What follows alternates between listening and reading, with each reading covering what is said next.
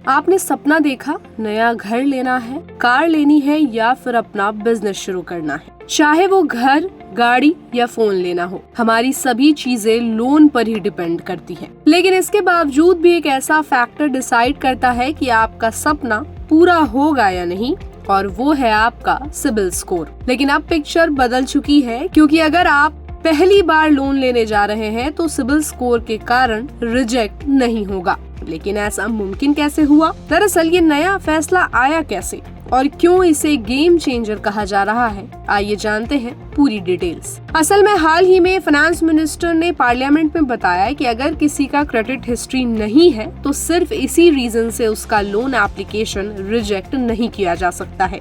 यानी अगर आप फर्स्ट टाइम बोरोवर हो तो सिबिल स्कोर की एब्सेंस अब आपके लिए दीवार नहीं बनेगी। यहाँ एक और इम्पोर्टेंट पॉइंट है कि रिजर्व बैंक ऑफ इंडिया ने कहीं भी कोई मिनिमम सिबिल स्कोर फिक्स नहीं किया है। बैंक्स और फाइनेंशियल इंस्टीट्यूशंस स्कोर को सिर्फ एक इनपुट की तरह यूज करेंगे, लेकिन फाइनल डिसीजन आपकी इनकम, जॉब या बिजनेस की स्टेबिलिटी और बाकी फाइनेंशियल बिहेवियर देखकर ही होगा। ज्यादातर लोग सोचते हैं कि सिबिल जैसी कंपनीज ही डिसाइड करती है कि लोन मिलेगा या नहीं, लेकिन सच ये है कि TransUnion, CIBIL, Equifax, Experian और CRIF, हाई मार्क जैसी कंपनीज सिर्फ क्रेडिट इंफॉर्मेशन कंपनीज हैं। ये बस आपके लोन और रीपेमेंट डेटा को कलेक्ट करती है और बैंक को रिपोर्ट देती है। बैंक उस रिपोर्ट को एक टूल की तरह यूज करता है रिस्क एक्सेस करने के लिए, लेकिन फाइनल डिसीजन कभी भी सिर्फ उस रिपोर्ट पर डिपेंड नहीं करता है। इसलिए जब पार्लियामेंट में पूछा गया कि क्या सरकार कोई नया सिस्टम लाने वाली है जो सिबिल को रिप्लेस करेगा,